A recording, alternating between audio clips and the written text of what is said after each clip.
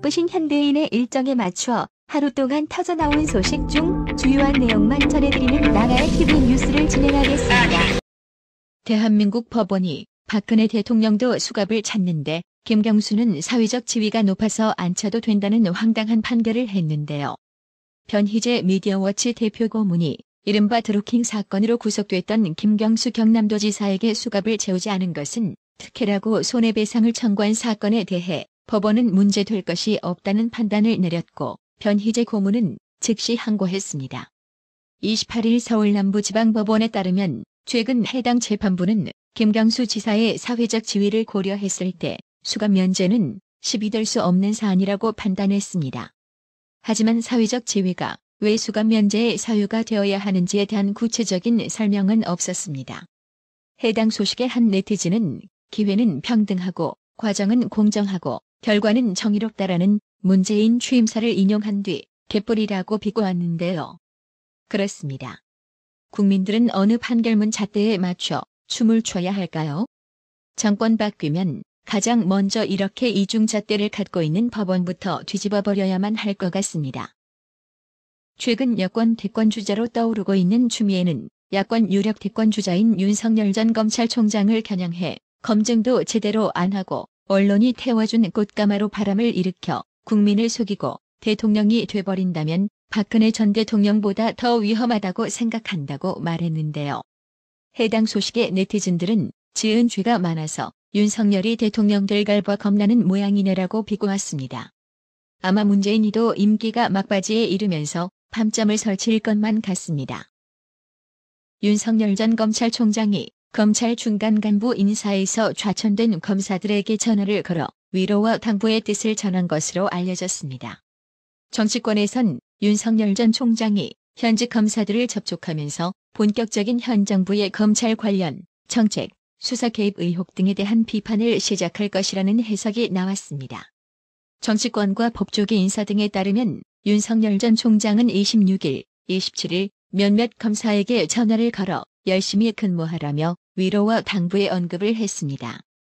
앞서 25일 법무부는 차장검사와 부장검사 등 검찰 중간 간부 652명에 대해 인사 발령을 냈습니다. 이번 인사에선 김학의 전 법무부 장관 불법 출금 의혹, 월성 1호기 원자력 발전소 조기 폐쇄 의혹 등 현 정권 인사들을 겨냥한 수사를 진행하던 간부들이 대거 교체됐습니다. 윤석열 전 총장은 현직에 있을 때도 추미애의 인사로 본인과 가까이 지낸 간부들이 좌천되자 이들에게 검찰을 잘 지켜야 한다는 얘기도 한 적이 있는 것으로 전해졌습니다. 야권 대권주자인 원희룡 제주지사는 문재인 좌파 정권과 연관된 사건의 수사를 이끌어온 부장검사들이 모두 교체된 검찰 중간 간부 인사와 관련 문재인의 위선에 분노한다고 했습니다. 원희룡 지사는 자신의 페이스북에 감옥 안 가는 게 목표인 문재인. 검찰 인사를 보면서 마지막 기대를 접습니다라는 제목의 글을 올리면서 이같이 말했습니다. 원희룡 지사는 정권 관련 수사를 그렇게 두려워하시는 분이 왜 정권 초기 검찰의 무리한 특수수사를 막지 않았느냐며 정권이 끝나가니 겁이 나시는 거냐? 감옥 갈까 두려우냐고 물었습니다. 이어 살아있는 권력을 수사하라고 윤석열 총장에게 칼을 주시더니 그 칼은 이전 정권만 잡아놓고 이번 정권은 보호하라는 뜻이었느냐라며 지은 죄는 덮을 수는 있어도 없앨 수는 없다고 했습니다. 원희룡 지사는 그러면서 이번 검찰 인사에 드러난 문재인의 내로남불을 심판하지 않고는 통합도 없다는 것을 깨닫는다며 문재인 정권의 정책을 모두 되돌려 놓겠다고 강조했습니다. 문준용이는 경향신문과의 인터뷰에서 한국문화예술위원회 지원금 논란과 관련해 특혜는 없었다고 거듭 강조하며 대통령 자녀로 사는 게 참 피곤한 일이겠다는 기자의 질문에 재밌다며 즐겁게 받아들이려고 한다고 했는데요. 아마 문준용의 이런 인터뷰 내용을 일반 아빠들이 접한다면 괜히 자신이 대통령이 아닌 게 아들에게 미안했을 것 같은데요. 해당 소식에 네티즌들은 국민 밉상으로 등극하셨습니다. 자랑스럽습니다. K 자식이라며 아마도 문준용 내 이름 석자만으로도 수많은 대기단체에서 지원금 주려고 줄을 서겠지. 임기 막바지다. 에피 찬스에 올인해라. 마다하지 말고 최대한 챙겨라. 국민들이 유심히 숨죽이며 지켜보고 있을 테니라고 직격했습니다. 문준용이가 한국문화예술위원회에 6,900만 원 지원금 특혜 논란에 반박한 인터뷰를 두고 배현진 국민의힘 최고위원 역시 천진난만한 대통령 아드님, 좌충우돌의 큰일이라고 직격했습니다. 형편이 어려운 분들을 위한 지원금 신청은 하지 않았다고 말한 문준용의 주장에 대해선 지나가던 소가 웃을 일이라며 지원만 하면 누가 맡아놓고 당선시켜드린다던가 근자감, 즉 근거 없는 자신감 뭔가라고 저격했습니다.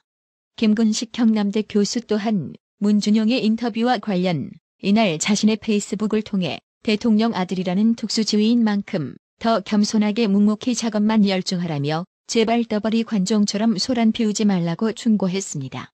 오랜만에 이현주 전 의원이 언론에 등장해 조국이의 내로남불을 작심 비판했는데요.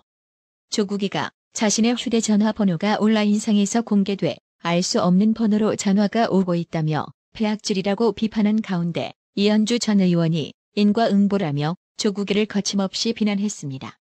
이현주 전 의원은 자신의 페이스북을 통해 이제야 당하는 사람들의 고통을 조금이라도 이해하겠나라며 이같이 밝혔습니다. 이현주 전 의원은 얼마 전 광주 카페 사장 좌표 찍고 전화 폭탄 받게 했던 것 기억하는가라며 생각이 다르다는 이유로 모르는 사람들에게 전화로 문자로 욕설과 맹목적 비난, 협박을 집단적으로 받게 될 때 그 정신적 충격과 피해가 얼마나 크다는 걸 이제야 아시겠나라고 글을 적었습니다. 이현주 전 의원이 언급한 광주 카페 사장은 문재인 정부의 소득주도 성장 정책을 비판한 배훈천 씨를 언급한 것으로 보입니다. 배훈천 씨는 지난 12일 광주 4.19 혁명기념관 동일관에서 문재인 정권의 경제정책과 호남의 현실을 주제로 열린 만민토론회에서 실명으로 소득주도 성장 정책을 비판했습니다. 배훈천 씨의 발언이 언론 등을 통해 알려지자 여권 일부 지지층은 그를 비난하며 전화, 문자 폭탄을 보낸 것으로 알려졌습니다. 조국이는 배훈천 씨와 관련된 내용을 SNS에 공유하기도 했습니다. 다만 이현주 전 의원은 야권 진영이 조국이에 대한 정당한 비판을 넘어서서 도를 넘는 조롱이나 비방, 전화 폭탄, 집단 린치 등을 얼마든지 해도 된다는 것은 아니다라며 개인의 인격권, 인간의 존엄성, 자유와 민주주의를 파괴하는 그 어떤 행위도 용납해서는 안 된다고 강조했습니다. 타임지와의 인터뷰에서 김정은을 정직하고 열정적이라고 평가했던 문재인에 이어 더불어민주당 유력 대선 주자 이재명 경기도지사의 대선 캠프에 참여하고 있는 이종석 전 통일부 장관도 지난 26일 제주 포럼에서 김정은 북한 국무위원장의 리더십은 절대 왕조 국가의 군주라는 특성과 현대 기업 최고 경영자의 자질을 겸비하고 있다고 헛소리를 늘어놓았는데요. 해당 소식에 네티즌들은 박정희 전두환에겐 그렇게 평가가 박한 사람이 세상에 몇 안 남은 세습 독재자 김정은에겐 왜 이렇게 호의적일까? 우리 국민은 바보입니다. 좌파의 덫에 걸린 바보라며 이런 머리통이 텅 빈 전 장관인가? 아주 김정은 용비어 전가를 부르네. 그냥 평양으로 가서 그쪽 장관 하시오라고 분노했는데요. 그렇습니다. 안 그래도 더운 날씨에 극짜증만 나는데 북한 김정은이가 그렇게 좋으면 지금이라도 네가 갖고 있는 생각대로 저살게 북한으로 꺼지세요. 대한민국에서 멀쩡한 국민 분노 주장하지 말고 말입니다. 이재명은 확실히 김부선을 넘어야만 이번 대선 길이 보일 것 같습니다. 이재명을 좀 알고 있는 듯한 김부선 씨가 또 이재명을 향해 돌직구를 날렸는데요. 배우 김부선이 이재명 경기도지사에 대해 상상을 해보시라. 지금보다 더 큰 권력을 쥐었을 때 그가 휘두를 칼춤 들으리라며 분리하면 다 거짓이라 할 거고 그들을 모두 잡아 가둘 것 아닌가? 라고 비판했습니다. 김부선은 27일 페이스북을 통해 나는 한 번도 이재명을 유혹하거나 만나자고 하거나 전화번호조차 요구한 적이 없다며 이재명 지사가 혼자 흥분했고 먼저 연락 왔고 혼자 사기쳤다. 그럼에도 나는 여러 차례 보호까지 해줬다. 적폐는 다름 아닌 이재명이었다고 직격탄을 퍼부었습니다. 이어 이재명이 대선 후보라는 게 블랙 코미디 아닌가?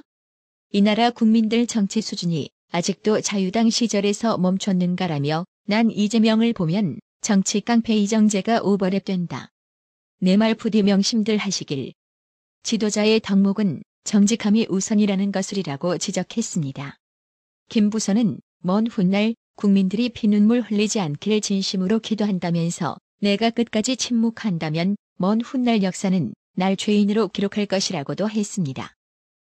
김 부서는 또 같은 날 댓글을 통해서는 지난 도지사 선거 때 여기저기서 연락이 왔었다. 심지어 연예계 동료, 헤어진 전 남편까지 등장해 이재명을 불어버리라 강요했다며 난 그들에게 불같이 화를 냈고 전화마저 차단시켰었다고 고백했습니다. 김 부서는 그리고 이재명은 도지사가 됐고 당선 날 나에 관한 질문에 안 들려 이따위 짓을 했다며 나와 내 딸에게 진심으로 사과하고 용서를 빌 줄 알았다. 순진했다고 했습니다. 이성영님, 어려운 형편의 나라의 TV를 위해 항상 변함없이 정기적으로 구독료 후원해주셔서 정말 감사합니다. 나라의 TV는 구독료 후원으로만 운영 유지되고 있으니 구독자님들의 따뜻한 정성이 필요합니다. 항상 뉴스 전달 방식에 노력하는 나라의 TV가 되겠습니다. 구독 그리고 알람 설정, 뉴스 영상 내용이 좋았다면 좋아요를 클릭해주세요.